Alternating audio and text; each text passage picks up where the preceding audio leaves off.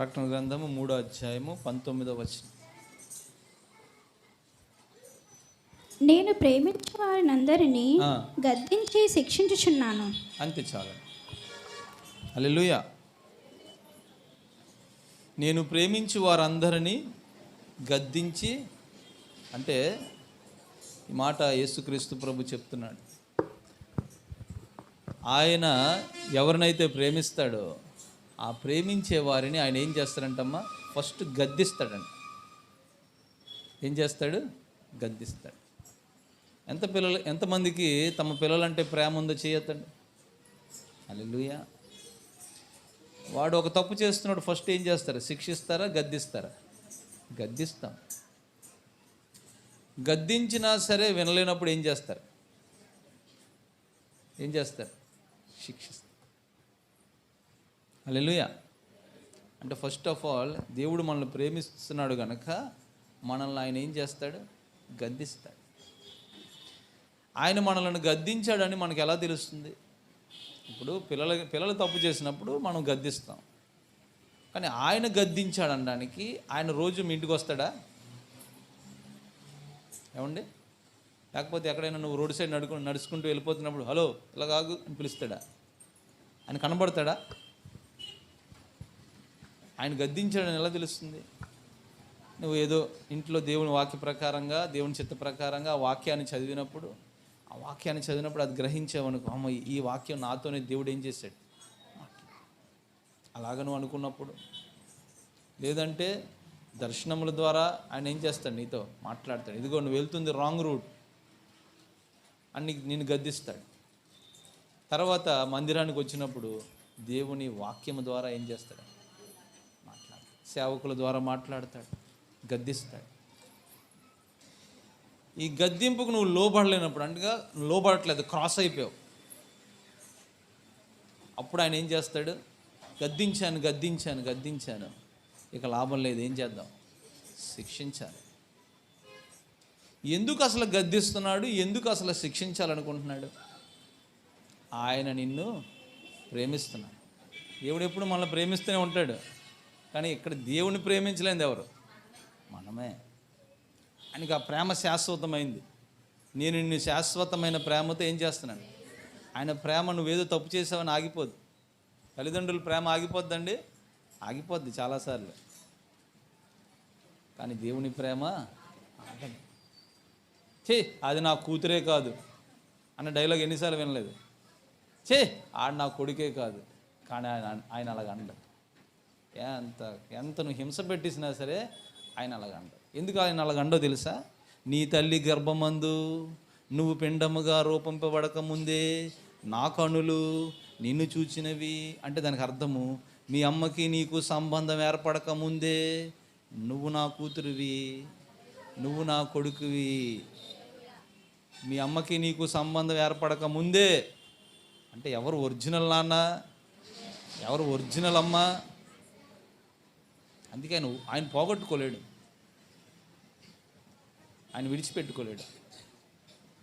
హల్లెలూయా. అందుకు ఆయనకి మనం అంటే ప్రేమ. పైగా ఈ రూపం ఎవరిది? ఆయన రూపం. లోనున్న ఆత్మ ఎవరిది?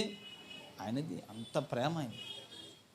అయితే ఒకటి మాత్రం చేస్తాడు, నిన్ను గద్దిస్తాడు, నిన్ను శిక్షిస్తాడు.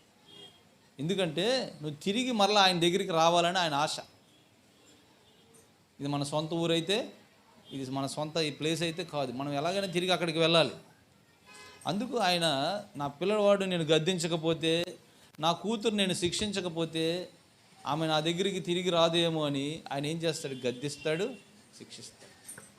అయితే గద్దింపుకు లోబడ్డావా సరే, లేదంటే శిక్షకు మరలా ఆ శిక్ష ఎలాగుంటుందో నాకు తెలియదు, నీకు తెలియదు. హల్లెలూయా. అయితే ఆ శిక్ష కోసం అంటాడు దేవుడు, ఒక మారే పలుకును, 2 మార్లు పలుకును. నరుడు వినకపోతే వాడిని దేవుడు శిక్షిస్తాడంట. ఎలాగంటే రోగము పంపించి. ఎలాగమ్మా? రోగము పంపించి, మంచం ఎక్కించి. అది శిక్ష. అందుకే దేవుడు గద్దించినప్పుడే లోబడిపో. లేదు లోబడినంటే శిక్ష మాత్రం ఉంటుంది. ఆయన నిన్ను శిక్షించినా నేను విడిచిపెట్టాడు. ఏమండి? నేను శిక్షించేది ఎందుకు? చంపడానికి కాదు. నీకు మారు మనస్సు అంటే నువ్వు పట్టుకున్నది ఏదైతే అంతరంగంలో దేవునికి వ్యతిరేకమైంది ఉందో దాన్ని ఏం చేయాలా? అది నువ్వు తీస్తావని. బైబిల్లో ఒక వ్యక్తిని దేవుడు ఫస్ట్ గద్దిస్తాడు.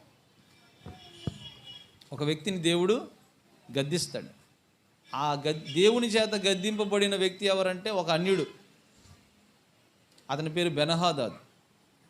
ఎన్నిసార్లు అతన్ని గద్దించినా సరే అతను మాత్రం లోబడ్డాడు. అప్పుడు దేవుడు అతన్ని శిక్షిస్తాడు, మరణకరమైన రోగాన్ని పంపిస్తాడు. అతను ఒక అన్యుడు, మరలా దేవుని ఆరాధించేవాడు కాదు. అప్పుడు ఆ మరణకరమైన రోగస్థితిలో ఉన్నప్పుడు అతను ఉన్న దేశానికి ఎలీషా వచ్చాడని అతను తెలుసుకుంటాడు. వెంటనే అతని దగ్గర ఉన్న సైనికుని పంపిస్తాడు. నేను బ్రతుకుతానా చనిపోతానా అని అడిగి రమ్మని. అప్పుడు ఆ సేనాధిపతి కొన్ని కానుకలను తీసుకొని వెళ్తాడు. వెళ్ళి, మా రాజుగారు పంపించారండి, మా రాజుగారు ఒక్కటే అడిగారు, బ్రతుకుతానా చనిపోతా. అప్పుడు వెంటనే ఎలీషా అంటాడు, అతనికి స్వస్థత కలుగును, కానీ అవశ్యముగా మరణము సంభవించింది. అంటే అతనికి ఇవ్వబడిన రోజులు అయిపోయాయి. కానీ అతనికి స్వస్థత కలుగును అనగా అతడు ఎంతవరకు చేసిన పాపముల నుండి ఆయనకి ఏం కలుగుతుంది? విమోచన. అంటే అతను ఎవరి సన్నిధికి వెళ్తాడు ఇప్పుడు? ఎందుకు ఈ మాట అంటున్నానంటే, ఆ బెనహాదాదు అనేవాడు సిరియావాడు. సిరియన్లకి చాలామంది దేవుళ్ళు ఉన్నారు. కానీ దేవుడు శిక్షించిన తర్వాత ఆ మరణ పడకల మీద తనకు వేల కొలది లక్షల కొలది దేవతలు ఉన్నా సరే వాటి దగ్గరికి వెళ్ళా. ఎవరి దగ్గరికి వచ్చాడు? ఇంకొక గమ్మత్తైన విషయం ఏంటంటే, ఈ బెనహాదాదు ఎప్పుడు దేవుడి వల్ల ఓడిపోతూ ఉండేవాడు. ఈ బెనహాదాదుని దేవుడు ఎప్పుడు ఓడిపిస్తూ ఉండేవాడు. ఈ బెనహాదాదు లక్ష్యం ఒక్కటే, ఇజ్రాయేల్ దేశాన్ని నాశనం చేయాలి. కానీ దేవుడు అడ్డుపడి బెనహాదాదుని ఓడిపించేవాడు. ఏమంటే ఓడిపిస్తే దేవుడి మీద ఏం పెరగాల? కానీ ఇతనికి ఫైనల్గా వచ్చేసరికి దేవుడి మీద ఏం పెరిగింది? ప్రేమ. ఇతడు ఒక విచిత్రమైన మనిషి. బైబిల్లో కొన్ని అద్భుతాలు ఉంటాయండి. అది అలా తీస్తేనే వస్తుంది. తన జీవితకాలం అంతట్లో ఎన్నిసార్లు అతడు ఇజ్రాయేల్ దేశాన్ని నాశనం చేయాలనుకున్నా సరే దేవుడు అడ్డుపడి అతనికి ఓటమినిస్తే, అన్నిసార్లు ఆ దేవాది దేవుడు అతన్ని ఓడిపించినందుకు ఆ దేవుడి మీద ఏం పెరగాల? కానీ ఓటమిలో తెలుసుకుంది ఏంటంటే, ఈ దేవుడే నిజమైన దేవుడు. నా దగ్గర ఇన్ని దేవి దేవతలు ఉన్నా సరే నన్ను ఎప్పుడు అవి గెలిపించలేదు. ఈ దేవుడి వల్ల నేను ఓడిపోతున్నాను అని లాస్ట్లో అక్కడికి వస్తాడు. విచిత్రమైన వ్యక్తి కదా. ఏమండి ఆలోచించండి, అసలు ఓడిపిస్తే ఎవడైనా వస్తాడా? బైబిల్లో చాలామంది రాజులు గెలిపిస్తే దేవుడి దగ్గరికి వచ్చారు. గెలిపించినా సరే దేవుడి దగ్గరికి రాలేని రాజులు ఎంతోమంది ఉన్నారు. కానీ ఇతడు ఒక అన్యుడు, దేవుడు ఓడిపించడం వల్ల దేవుని పాదాల దగ్గరికి వచ్చాడు. అంటే ఇతన్ని దేవుడు శిక్షించాడు, ఇతన్ని దేవుడు ఓడిపించాడు, ఇతన్ని దేవుడు శిక్షించాడు. ఇతనిని దేవుడు ఓడిపించాడు, ఇతనిని దేవుడు శిక్షించాడు. కొన్నిసార్లు దేవుడు నిన్ను ఓడిపిస్తాడు, కొన్నిసార్లు దేవుడు నిన్నేం చేస్తాడు? ఎందుకంటే అది నువ్వు వెళ్ళేది సరైన మార్గం కాదు కాబట్టి. పక్కవారు చెప్పండి, కొన్నిసార్లు దేవుడు నిన్ను ఓడిపిస్తాడండి. అప్పుడు దేవుడి మీద మసాలా నూరండి. ఎందుకు ఓడిపించాడో ఏదో ఒక ఆలోచన ఉంటుంది. హల్లెలూయా. అంటే దేవుడు ఎప్పుడు గెలిపించడమే కాదు, కొన్నిసార్లు ఏం చేస్తాడు? ఓడిపిస్తాడు. ఎందుకంటే ఆ గెలుపు వల్ల నువ్వు నాశనం అయిపోతావని దేవునికి తెలుసు. అందుకే ఇతనే మనకు మాదిరి. తన జీవితకాలం అంతా దేవుడు అతన్ని ఓడిపిస్తే ఆఖరికి దేవుని దగ్గరికి వచ్చాడు. ఎప్పుడు? శిక్ష వచ్చిన. ఇప్పుడు ఓడిపించిన దేవుడు శిక్షించాడనే సంగతి కూడా అతనికి తెలుసు. అర్థమవుతుందండి? ఓడిపించిన దేవుడు ఇప్పుడు ఏం చేశాడంట? ఏమండి, ఎంతమంది ప్రేమించగలరండి దేవుడిని ఇలాగైతే? ఏం చేస్తాం? కానీ బెనహాదాదు చివరిగా వచ్చాడు. అప్పుడు కూడా అడిగింది ఏంటో తెలుసా? నేను బ్రతుకుతానా చనిపోతా? అయ్యా నీ చిత్తమే, చనిపోయినా పర్వాలేదు, బ్రతికినా పర్వాలేదు, మనమైతే మర్యాదగా బ్రతకాలి. ఎందుకంటే నేను ఇప్పుడు శిక్ష అనుభవిస్తూ క్షమాపణ అడుగుతున్నాను కనుక నన్ను నువ్వేం చేయాలా. కానీ ఇతనేమన్నాడు చూడండి, బ్రతుకుతానా సరే. మనమైతే మన వ్యక్తులు శిక్ష అనుభవిస్తున్నప్పుడు ఇలాంటి మాట అనగలవా?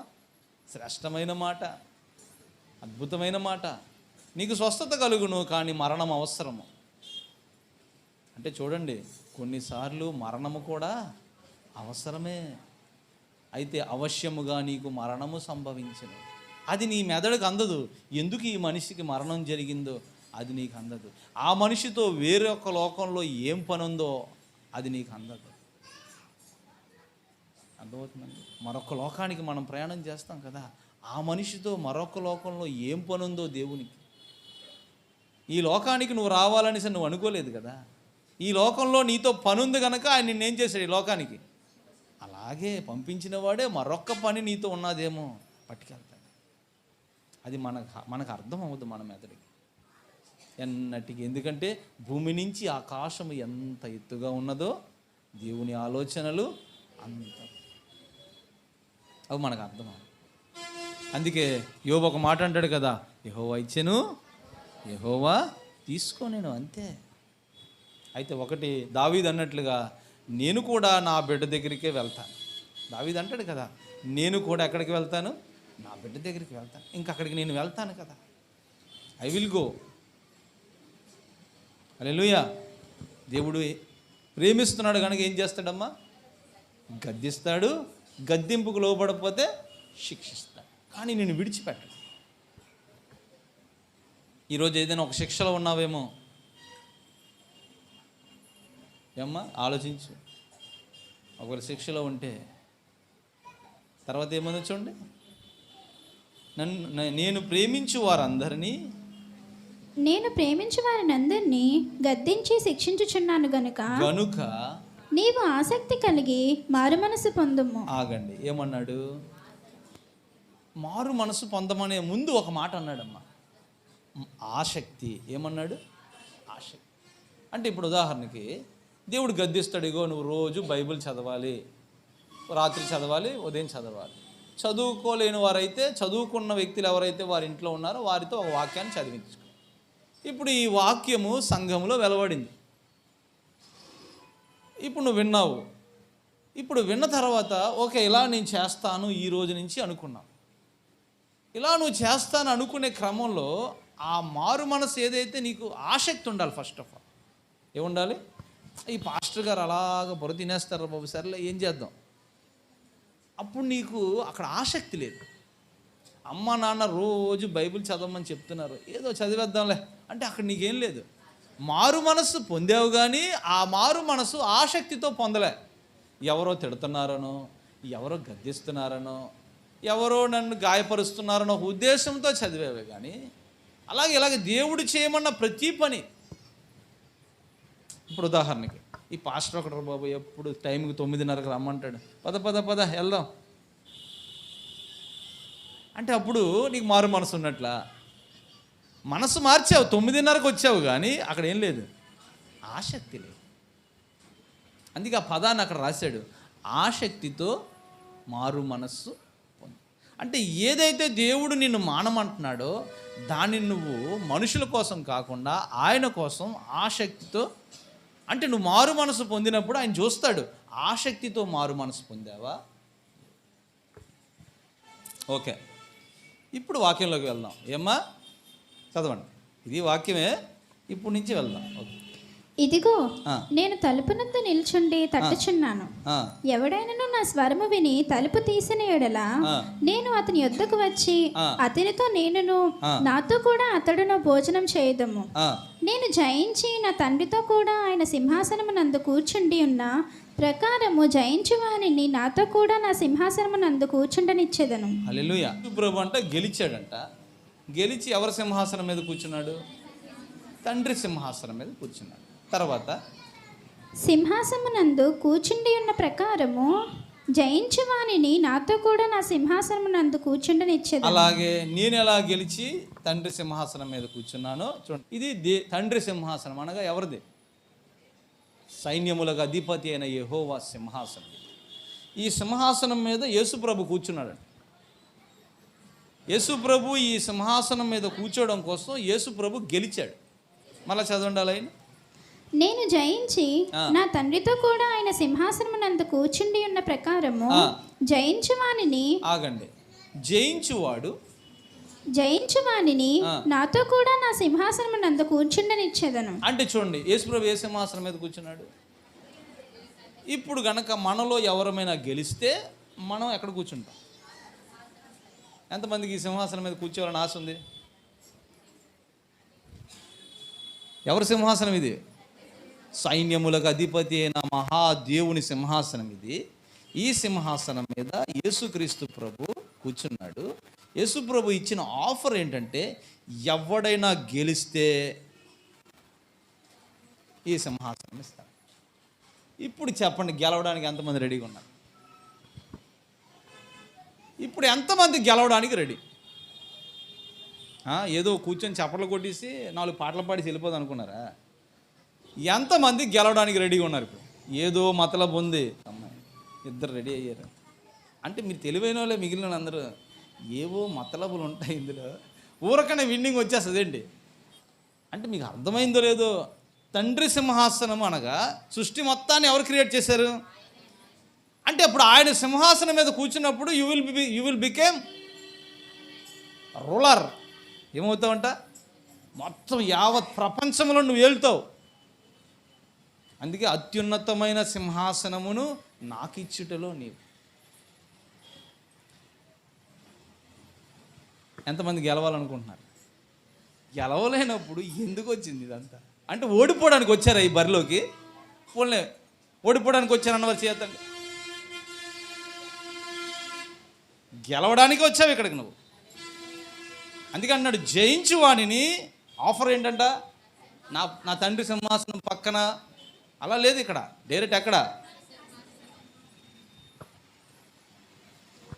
మీరు గెలుస్తాను అంటేనే మ్యాటర్ ముందుకెళ్తుంది, లేదంటే ఇక్కడ తాపేద్దాం. ఎంతమంది గెలవడానికి రేపు?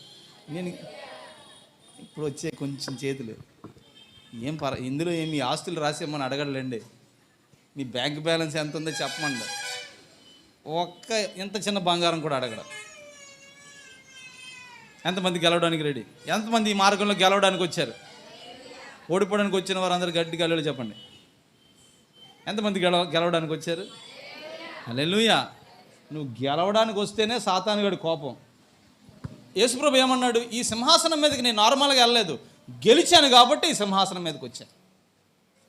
నేను గెలిచాను కాబట్టే ఈ సింహాసనం మీదకి వచ్చాను. ఇప్పుడు గెలిచు ప్రతివాడు ఈ సింహాసనం మీదకి వస్తాడు.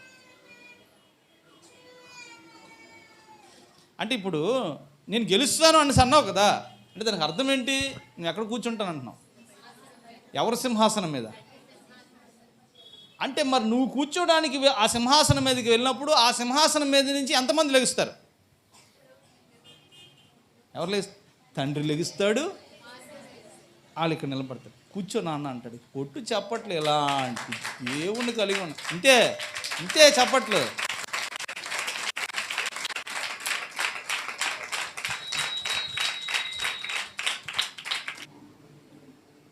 అయితే ఇప్పుడు గెలవాలంటే తెలియాలి కదా, ఎలా గెలవాలో తెలిస్తేనే కదా. ఇప్పుడు క్యారమ్ బోర్డులో గెలవాలంటే ఆ క్యారమ్ బోర్డు ఎలా ఆడాలో తెలియాలి. క్రికెట్లో గెలవాలంటే ఆ క్రికెట్ రూల్స్ తెలియాలి. ఆ రూల్స్ తెలిస్తేనే గెలవగలం. రూల్స్ తెలియకుండా ఏ ఆట అయినా గెలవగలమండి. ఈవెన్ ఎగ్జామ్ అనేది కూడా ఒక గేమే. అది గెలవాలన్నా ఏం తెలియాలా? రూల్స్ తెలియాలి. హల్లెలూయా. ఎలక్షన్ అంతా గేమే కదా. గెలవాలంటే ఏం తెలియాలా? రూల్స్ తెలియాలి. ఇన్ని రోజులు క్యాంపెయిన్ చేయాలా, తర్వాత ఆపేయాలా సాయంకాలం కల్లా. ఏమండి? అలాగే ఇప్పుడు గెలవాలంటే నీకేం తెలియాలి? రూల్స్ తెలియాలి. అందులో మొట్టమొదటి ఫస్ట్ రూల్ అక్కడే ఉంది. రూల్ 20వ వచనం. ఇదిగో నేను తలుపునొద్ద నిలుచుండి తట్టుచున్నాను. అంతే చాలు. ఆ తర్వాత ఏముంది? ఎవడైనాను నా స్వరము విని తలుపు తీసిన ఎడల. ఆగండి, అంతే చాలు. అంతే. అంటే ఇప్పుడు గెలవాలి అంటే ఫస్ట్ ఆఫ్ ఆల్ నువ్వేం తీయాలంట? తలుపు తీయాలి. చూడండి యేసు, మరలా చదవమ్మా వాక్యం ఫస్ట్ నుంచి. ఇదిగో నేను తలుపునంత నిల్చుండి తట్టుచున్నాను. అంటే చూడండి, తలుపు, ఇది తలుపు అనుకోండి. తలుపు మన తలుపు తడతారు కదా, ఎవరైనా సౌండ్ వస్తుంది కదా. ఎవరైనా మన ఇంటి తలుపు తట్టారనుకోండి, వెంటనే మనం ఏం చేస్తాం? తలుపు తీస్తాం. తలుపు తీసి ఏం చేస్తాం? ఏం కావాలండి అని అడుగుతాం కదా. ఒకవేళ వారి వలన మనకు మేలు అనుకుంటే, రండి సార్ రండి ఇంట్లోకి. లేదు వారి వలన కీడు అనుకుంటే, వద్దు బాబు బయటికి వెళ్ళిపోరు, మా దగ్గర అసలు డబ్బులు లేవు అంటే ఏం చేస్తాం? తలుపే వేసేస్తాం. అంటే ఇక్కడ యేసుక్రీస్తు ప్రభు నీకు వాక్యం చెప్పడం కోసం తలుపుని తెచ్చాడు. ఏం తెచ్చాడు? దేవుడు నీకు ఏది చెప్పాలన్నా సరే ఏదో ఒక పదార్థాన్ని తెస్తాడు. అది ఎప్పుడు మర్చిపోద్దు. పదార్థము లేకుండా ఆయన నీకు వాక్యాన్ని చెప్పడు. బైబిల్ మీరు ఎలా చదివినా సరే ఏదో ఒక వస్తువుని తెస్తాడు. అయితే పావురాన్నో, లేదంటే సింహాన్నో, లేదంటే గొర్రెనో. ఇక్కడ దేన్ని తీసుకొచ్చాడు? తలుపు. అంటే నీ ఇంటి తలుపు ద్వారా నీకు వాక్యం బోధించాలనుకుంటున్నాడు. అంటే ఇంటి తలుపు, మనం చాలామంది మన ఇంటి తలుపు తట్టినప్పుడు మనం వెంటనే ఏం చేస్తాం? తీసి అడుగుతాం, మీకేం కావాలండి? ఇప్పుడు నేను చెప్పినట్లుగా అది మనకు ఉపయోగం అయితే వారు రాణిస్తాం, మనకు ఉపయోగం లేదనుకోండి వారిని ఏం చేస్తాం? ఇప్పుడు యేసుక్రీస్తు ప్రభు కూడా ఏం చేస్తున్నాడు? తలుపు తడతాడు. అయితే అందుకే అంటాడు, నేను తలుపు తడతాను, ఎవరైనా తీసిన ఎడల. ఈ తలుపు తట్టే ప్రోగ్రాం ఏదైతే ఉందో ఇది ఆత్మ సంబంధమైన పదం. ఏమండి? ఆత్మ సంబంధమైన, కానీ శరీర సంబంధమైన ఒక లోక సంబంధమైన తలుపుని పెట్టి నీకు చెప్తున్నాడు. తలుపు తీవా అని అడుగుతున్నాడు. తీసిన ఎడల, నేను తడతాను, తీసిన ఎడల. అంటే తీస్తాడో తీయడో ఎవరిష్టం? అంటే నువ్వు యేసు ప్రభుకి డోర్ ఓపెన్ చేస్తావో చేయవో అది నీ ఇష్టమే. కానీ ఒక విషయాన్ని గ్రహించాలి, యేసు ప్రభు ఒక్కడే తలుపు తట్టడు. అది గుర్తుపెట్టుకోండి.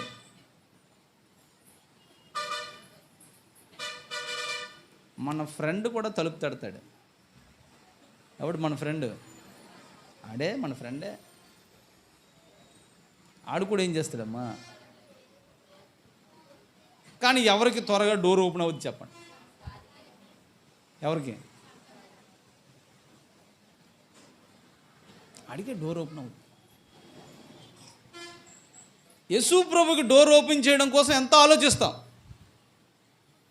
ఎందుకంటే మనం తెలివైన వారమే. తలుపు తీయకముందు ఫస్ట్ ఏమంటాం చెప్పండి? తలుపు ఒకడు కొడుతున్నాడు, ఏమంటావు? ఎవరు? అమ్మ నేనమ్మా, మార్కెటింగ్ ఉన్నాను కానీ బాబు వెళ్ళరా బాబు. మేమైతే అలాగే అంటాం. హల్లెలూయా. అంటే ముందు ఎవరో తెలుసుకోవాలి, అప్పుడు ఏం తీస్తాం. అందుకే కొంతమంది ఇంటికి వెళ్తే ఆ తలుపులకి ఏం పెడతారు? చిన్న కన్నాలు పెడతారు. ఇది ఎవడో మనవుల్లాగే ఉన్నాడే అని తీస్తారు. అంటే ముందు అవతల వ్యక్తి ఎవరైతే ఉన్నారో తలుపు అవతల తెలుసుకొని ఆ తలుపుని ఏం చేస్తాం? హల్లెలూయా.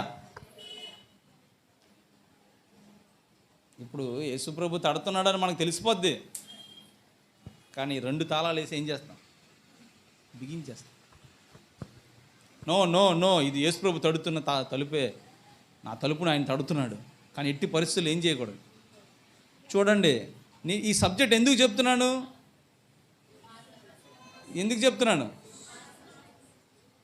ఎంతమంది గెలాలనుకుంటున్నారు? అంటే ఇప్పుడు గెలాలంటే నువ్వేం చేయాలా?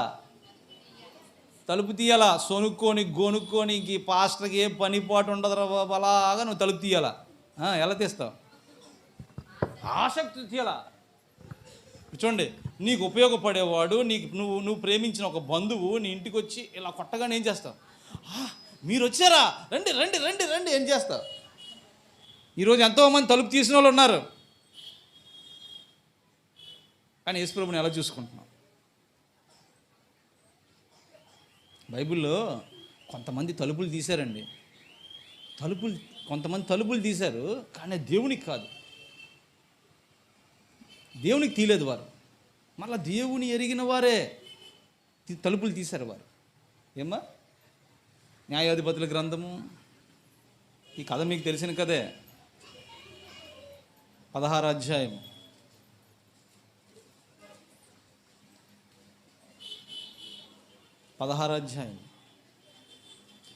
శాంసన్ ఉంటాడు. కథంతా మీకు తెలుసు. ఏమండి? కథంతా మీకు తెలుసు. చివరిలో శాంసన్ కళ్ళు ఏమవుతాయి అవన్నీ ఈ కథ అంతా మీకు తెలుసు. కానీ 16వ అధ్యాయంలో 4వ వచనము చదవండి. పిమ్మట అతడు షోరేకు లోయలోనున్న దెలియా అను స్త్రీ మోహింపగా ఫిలిష్తీయుల సర్దారులు ఆమె యొద్దకు వచ్చి ఆమెతో, నీవు అతని లాలన చేసి అతని గొప్ప బలము దేనిలోనున్నదో మేమెలాగూ అతని గెలవవచ్చునో తెలుసుకొనము. ఈ శాంసన్ మహాబలవంతుడు. ఈ శాంసన్ ఎవరు ఓడిపించలేరు. ఫిలిస్తీన్లు ఎన్నోసార్లు శాంసన్ ఓడిపిద్దాం అనుకున్నారు. అది వారి వల్ల కాకపోయేసరికి శాంసన్ ఒక స్త్రీతో ఉండేవాడు. ఆ స్త్రీ దగ్గరికి వెళ్ళి, ఇదిగో నీ ఇంటికి వచ్చిన ఈ శాంసన్ని మేము ఓడిపించలేకపోతున్నాము, కానీ ఈ శాంసన్ బలము ఎక్కడో ఉంది, ఆ బలము కనుక నువ్వు తెలుసుకుంటే అప్పుడు అతన్ని మేము ఓడిపించగలము అని ఆ స్త్రీతో మాట్లాడి ఆమెకు కొంత ధనాన్ని చెల్లిస్తామని తెలియజేసి మాట్లాడిన తర్వాత ఏమైందో చదవ. మేము అతని బంధించి అతని గర్వము అనుపుదుము, అప్పుడు మాలో ప్రతివాడును 1,100 వెండి నాణములను నీకు ఇచ్చదమని చెప్పిరి. నీ మహాబలము దేనిలోనున్నదో నిన్ను దేని చేత కట్టి బంధింపవచ్చునో నాకు దయచేసి తెలుపుమని సంసోనుతో అనగా. ఆగండి. ఇప్పుడు ఆ స్త్రీ వెళ్ళింది. ఆ స్త్రీ శాంసన్ దగ్గరికి వెళ్ళి ఏం చేస్తుందంటే సింపుల్గా తలుపు తడుతుంది. ఏం చేస్తుంది? She's knocking the door. శాంసన్లో ఒక బలం ఉంది. ఆ బలాన్ని తెలుసుకోవాలంటే ఇప్పుడు శాంసన్ ఏం తీయాల? తలుపు తీయాలి. తర్వాత ఏమైంది? సంసోను 7 నిరవంజ చువ్వులతో నన్ను బంధించిన ఎడల నేను బలహీనుడనై సామాన్య మనుషులలో ఒకని వలె అవుదునని ఆమెతో చెప్పాను. ఆగండి. శాంసన్ డోర్ ఓపెన్ చేశాడా? ఓపెన్ చేయలే. శాంసన్ ఏమన్నాడు? మరలా చదవండి. 7 నిరవంజ చువ్వులతో నన్ను బంధించిన ఎడల, చువ్వలతో నన్ను బంధిస్తే నేను బలహీనుడనై సామాన్య మనుషులలో ఒకని వలె అవుదునని ఆమెతో చెప్పాను. ఫిలిష్తీయులు సర్దారులు 7 నిరవంజ చువ్వులను ఆమె యొద్దకు తీసుకుని రాగా ఆమె వాటితో అతన్ని బంధించాను. మాటలో ఉండేవారు ఆమెతో ఇప్పుడు వెంటనే ఆ 7 స్టిక్స్ని తీసుకొచ్చి దాంతో ఏం చేసింది? కట్టి బంధించింది. తర్వాత ఆమెతో అంతఃపురములో దిగి ఉండిరి గనుక ఆమె, సంసోను, ఫిలిష్తీయులు నీ మీద పడుచున్నారని ఆమెతో అనగా అతడు అగ్ని తగిలిన నూలు రీతిగా ఆ తడపలను తెంపెను గనుక అతని బలము తెలియబడలేదు. వెంటనే శాంసన్ ఏం చేశారంట? ఆ కర్రల్ని ఏమన్నదంట? శాంసన్, ఇదిగో ఫిలిస్తీన్లు వచ్చారు నేను పట్టుకోవడానికి అనగానే వెంటనే శాంసన్ నిజమనుకొని తెంపేశాడు. తెంపేస్తే అక్కడ ఫిలిస్తీన్లు లేరు. శాంసన్ డోర్ ఓపెన్ చేశాడా? చేయలేదు. శాంసన్ డోర్ ఓపెన్ చేయలేదు, కానీ నిజం చెప్పాడా? అబద్ధం చెప్పాడు. ఎవరి కోసం అబద్ధం చెప్పాడు? ఎవరి కోసం? దేవుని కోసం అబద్ధం చెప్పాడు. డోర్ ఓపెన్ చేశాడమ్మా. మరి అబద్ధం చెప్పాడు కదా. దేవుని బలము శాంసన్ విడిచిపెట్టి వెళ్ళిపోవాలి కదా. విడిచిపెట్టి వెళ్ళిపోయిందా? ఎందుకంటే అది దేవుని కోసం చెప్పిన అబద్ధము. దేవుని కోసం చెప్పిన అబద్ధము. నెక్స్ట్ డోర్ అతను ఏం చేయలేదు? ఓపెన్ చేయలేదు. తర్వాత ఏమైంది చూడండి. అప్పుడు డెలీలా, ఇదిగో నీవు నన్ను ఎగతాళి చేసి నాతో అబద్ధమాడితివి. అది డోర్ ఓపెన్ చేయలేదు, ఎగతాళి చేసి ఏమన్నాడు? నీతో అబద్ధమాడాడు, కానీ దేవునితో ఏమాడలేదు, దేవుని దుఃఖపరచలేదు. ఆదివారం వచ్చేసరికి మనందరం ఇంకేం ఆడాలి చెప్పండి. అబద్ధాలు చెప్పండి, గట్టి చెప్పండి.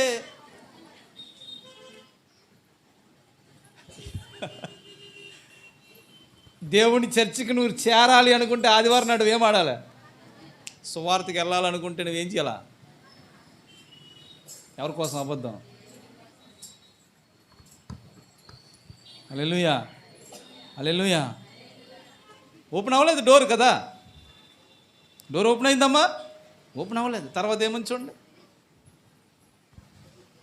నిన్ను దేని చేత బంధింపవచ్చునో దయచేసి నాకు తెలుపమని సంసోనుతో చెప్పగా అతడు పెనీనా తర్వాత పనికి పెట్టని క్రొత్త తాళ్లతో నన్ను బాగుగా బంధించిన ఎడల.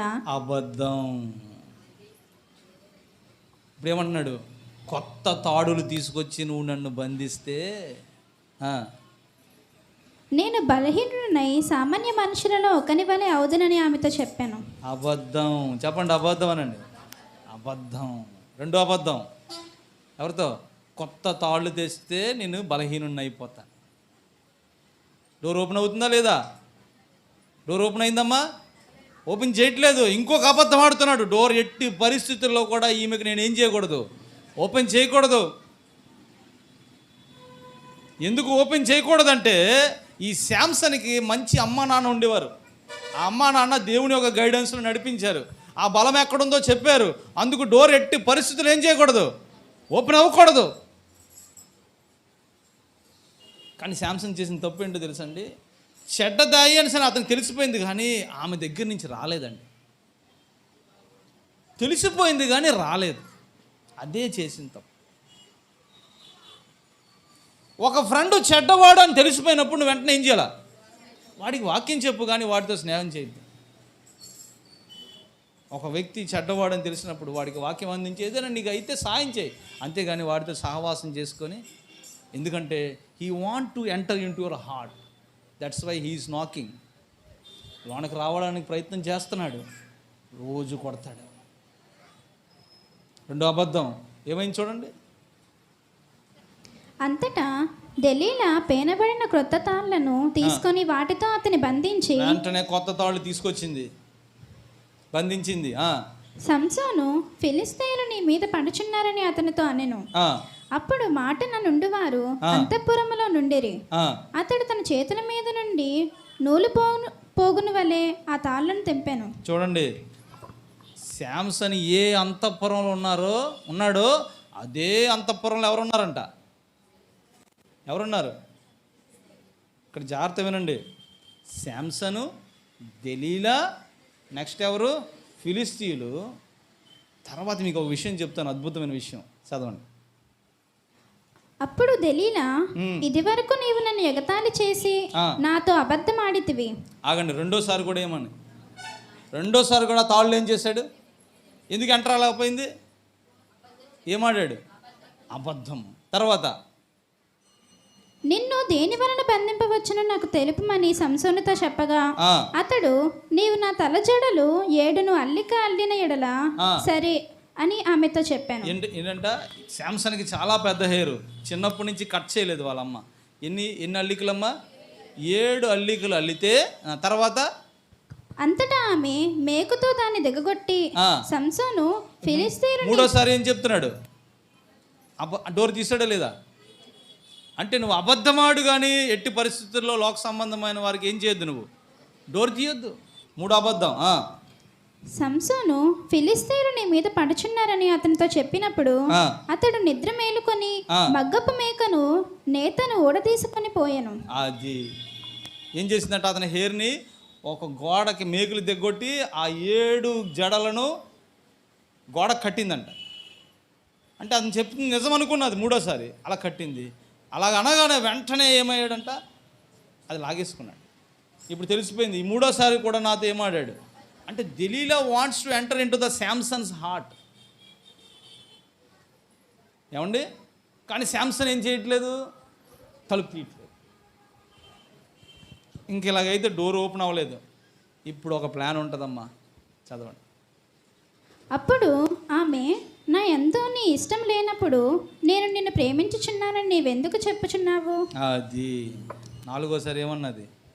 నాకు ఇప్పుడు తెలిసింది, నేనంటే నీకు ఇష్టం లేదు. నాకు ఇప్పుడు తెలిసింది, నువ్వు నన్ను ప్రేమించట్లేదు. ఈ డైలాగులు ఎక్కడి నుంచి వస్తాయి? బాగా ఆలోచించండి.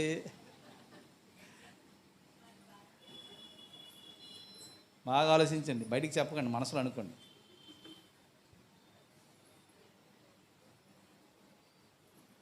నా మీద నీకు ఇష్టం లేదు, నా మీద ప్రేమ లేదు. నిజంగా నువ్వు మమ్మల్ని ప్రేమించినట్లయితే ఆదివారం నాడు చర్చి మానే. నిజంగా నువ్వు మమ్మల్ని ప్రేమించినట్లయితే చర్చి మానేసి ఫంక్షన్కి రా.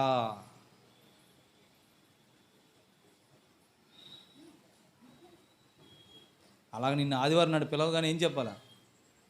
ఒకడు పిలిచాడు నేను ఫంక్షన్కి, నీ ఫంక్షన్కి వాళ్ళు వచ్చారు, నేను పిలిచారు, ఇప్పుడు ఏం చేస్తా? ఏమ్మా వెళ్ళాలి. కానీ చాలామంది అలా కాదు. అలా పిలిచారు, అప్పుడు నువ్వేం చెప్పాలా? ఏ అబద్ధం ఆడుతావో ఆడు, ఆ రోజు అడుగు, ప్రభు అబద్ధాలు చెప్పే శక్తిని ఈ రోజుకి ప్రభు. హల్లెలూయా. ఇంకా లాస్ట్ ఆయుధం ఏంటి? నేనంటే నీకు ఇష్టం లేదు, నేనంటే నీకేం లేదు, ప్రేమ లేదు. ఇప్పుడు ఏమైందో తెలుసామా? ఇక్కడ చూడండి, ఒక గమ్మత్తు ఉంటుంది ఇక్కడ. ఇది వరకు నీవు ముమ్మారు నన్ను ఎగతాళి చేసి నీ గొప్ప బలము దేనిలోనున్నదో నాకు తెలుపకపోతివని అతనితో అనేను. ఆమె అనుదినమును మాటల చేత అతని బాధించి ప్రతిరోజు ఏం చేస్తుందంటే ఇవిడి, నేనంటే ఇష్టం లేదు, నేనంటే ప్రేమ లేదు, నేనంటే ఇష్టం లేదు, నేనంటే ప్రేమ లేదు అని ప్రతిరోజు అతను తినేస్తుందంట.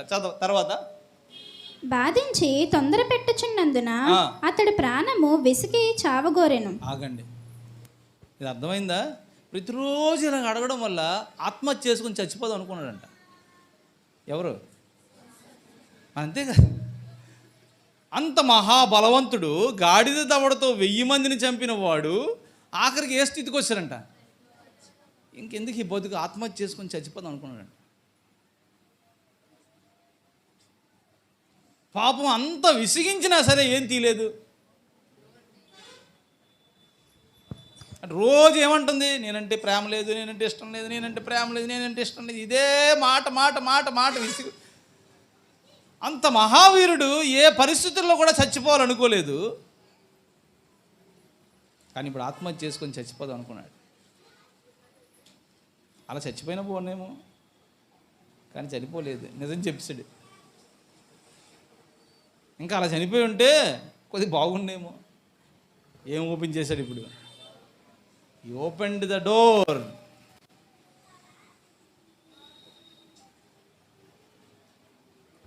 ఎవరికో నువ్వు డోర్ ఓపెన్ చేసి బతికొనడం ఎందుకు? ఇంకా అంతేనా? అర్థమవుతుందండి? ఎవరికో డోర్ ఓపెన్ చేసి, లోక సంబంధమైన వారికి డోర్ ఓపెన్ చేసి బ్రతికొనడం కన్నా ఆ దేవుని కోసం ఏమవుతుంది బెస్ట్? అది ఉత్తమం కదా. అందుకే కదా షద్రక్ మేషక్ అబేద్నెగో అంటాడు, నెబుకద్నెజరా నీకెట్టి పరిస్థితుల్లో కూడా మేము ఏమి ఓపెన్ చేయం, కావాలంటే అగ్గిలో దూకి చచ్చిపోవడానికైనా రెడీ. చప్పట్లు కొట్టి దేవుని మహింపరచు. చప్పట్లు కొట్టే బాగానే ఉంది, కానీ ఇప్పుడు ప్రస్తుతానికి ఎవరున్నారు డోర్ లోపల?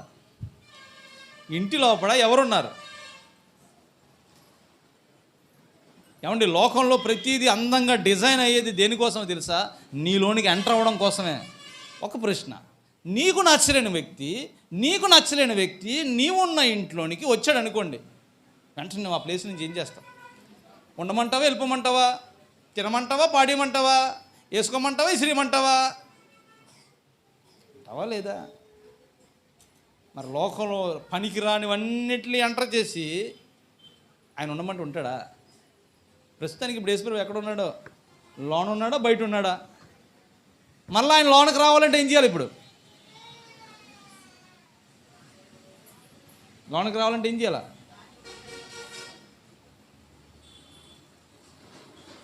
హల్లెలూయా, హల్లెలూయా.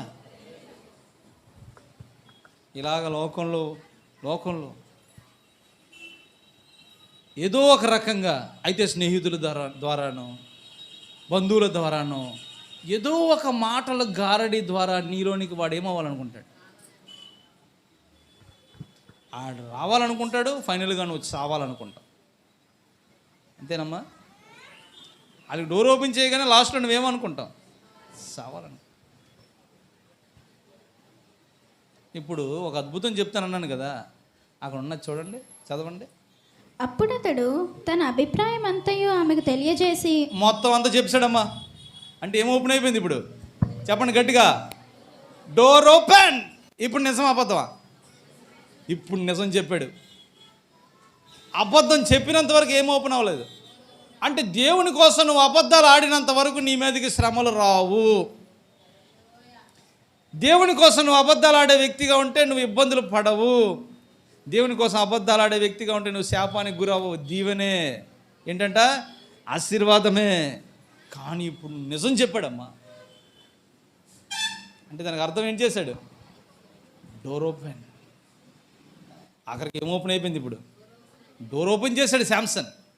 తర్వాత, నేను నా తల్లి గర్భము నుండి పుట్టినది మొదలుకొని దేవునికి నాజీరు చేయబడిన వాడై ఉన్నాను. నా తల మీదకి మంగళకత్తి రాలేదు. నిజమా అబద్ధమా? తర్వాత, నాకు శరము చేసిన ఎడల నిజమా అబద్ధమా? తర్వాత, నా బలము నాలో నుండి తొలగిపోయి. నిజమా అబద్ధమా? అంత నిజాలే. ఇందాకలా అబద్ధాలు దేవుడి నిమిత్తం చెప్పినప్పుడు ఎలాగున్నాడు? ఇప్పుడు అన్నీ ఏం చెప్తున్నాడు? నిజాలు. తర్వాత, ఇతర మనుషుల వలె అవుదునని ఆమెతో అన్నాను. నిజమా అబద్ధమా? నిజం. మొత్తానికి ఏం ఓపెన్ అయిపోయింది. ఇప్పుడు తర్వాత ఏమైంది చదవండి. అతడు తన అభిప్రాయమును తనకు తెలిపినని దెలీయా ఎరిగి ఆమె వర్తమానం పంపి ఫిలిష్తీయుల సర్దారులను పిలిపించి, ఈసారికి రండి, ఇతడు తన అభిప్రాయం అంతయు నాకు తెలిపినను. ఫిలిష్తీయుల సర్దార్లు రూపాయలను చేత పట్టుకొని ఆమె యొద్దకు రాగా ఆమె తన తొడ మీద అతని నిద్రపుచ్చి ఒక మనిషిని పిలిపించి వాని చేత అతని తల మీద 7 జడలను క్షౌరము చేయించి. వెంటనే ఒక మనిషిని పిలిపించింది. ఒక మనిషి వచ్చాడు. అంటే మన బార్బర్ పడుకున్నాడు బాగా ద్రాక్ష రసంతో. నెమ్మదిగా హెయిర్ని ఏం చేశారు? ఇచ్చారు. ఏం చెప్పాడు? నిజం చెప్పాడా అబద్ధం చెప్పాడా? ఇప్పుడు హెయిర్ కటింగ్ జరుగుతుంది. తర్వాత, అతని బాధించుటకు మొదలుపెట్టాను. అప్పుడు అతనిలో నుండి బలము తొలగిపోయాను. ఆగండి. ఇప్పుడు అతనిలో ఉన్న బలం ఏమైందంట చూడండి. ఇదే ఆ ఫిలిస్తీన్ల కోట అనుకోండి, ఇక్కడ దెలీలా ఉందనుకోండి, దెలీలా అనుకోండి, శాంసన్ అనుకోండి, ఫిలిస్తీన్లు అనుకోండి. చూడండి, దెలీలా, శాంసను, ఫిలిస్తీన్లు అందరూ ఒక కోటలోనే ఉన్నారు. కానీ అదే కోటలో ఇంకొక ఆయన ఉన్నాడు. మొత్తం ఈ కోటలో ఎంతమంది ఉన్నారు? ఇప్పుడు ఎప్పుడైతే ఈ హెయిర్ కటింగ్ అయిపోయిందో ఆ బలం ఏమైందంట అంటే అప్పుడు వెళ్ళిపోయాడు ఆయన. అలా వెళ్ళిపోయాడు. అబద్ధం చెప్పినప్పుడు వెళ్ళాడా? డోర్ ఓపెన్ చేయలేనప్పుడు వెళ్ళాడా? డోర్ ఓపెన్ చేశాడు, ఈయన వెళ్ళిపోయాడు. ఇప్పుడు నువ్వు ఒక ఆలోచించాలి. ఇంట్లో యేసుప్రభు ఉన్నాడా? Is it there? ఎన్ని సీరియల్ ఉన్నాయి? లిస్టులు చెప్పండి, పేర్లు చెప్పండి. సీరియల్ పేర్లు అన్నీ చెప్పండి. యాక్టింగ్ చేయొద్దు, చెప్పండి మర్యాద. ఆ యేసుప్రభు కూడా ఏదో మూలం ఉంటాడులేండి పాస్టర్ గారు.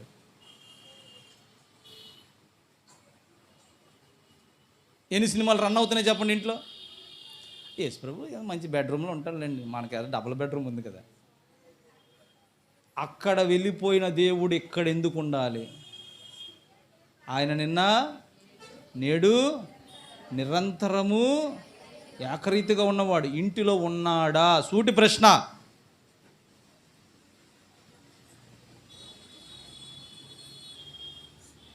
డోర్ ఓపెన్ చేశాడు, ఆ బలము ఏమైందంట? వెళ్ళిపోయింది. అందరూ ఒక రూమ్లోనే, పాస్టర్ గారు ఒక రూమ్లోనే, సంఘ సభ్యులు ఒక రూమ్లోనే, సాతానుకు సంబంధించిన దూతలు ఈ రూమ్లోనే ఉన్నారు, దేవుడు కూడా ఇక్కడే ఉన్నాడు. ఎంతమంది నమ్ముతున్నారు? అర్థమవుతుందమ్మా? పాస్టర్ గారు ఈ రూమ్లోనే, మీరు ఈ రూమ్లోనే, ఇక్కడే ఉంటారు. ఆడు దూతలు ఎక్కడికి వెళ్ళరు, ఇక్కడే ఉంటారు. దేవుడు కూడా ఇక్కడే. ఎవరికి డోర్ ఓపెన్ చేస్తారు? ఎలాగ ఓపెన్ చేస్తారు? కానీ పాపం నిలబడి కొడుతూనే ఉన్నాడంట. ఇదిగో తలుపు తట్టుచున్నాను, తలుపు తీయట్లేదు డోరు. తెలివైన వాళ్ళే, ఎందుకంటే తీస్తే లోనున్న వాళ్ళు వెళ్ళిపోతారు కదా. లోనున్న వాళ్ళ మీద ఏముంది, మంచి ప్రేమ, కానీ వేసేస్తారు ఏదో ఒక రోజు. ఖచ్చితంగా ఏం చేస్తారు, శాంసంగ్కి పట్టించిన గదే పట్టిస్తారు. నీ ఇంటిలో ఉన్న బలాన్ని పంపించుకుంటావో ఇంటిలోనో ఉంచుతావో అది నీ ఇష్టం.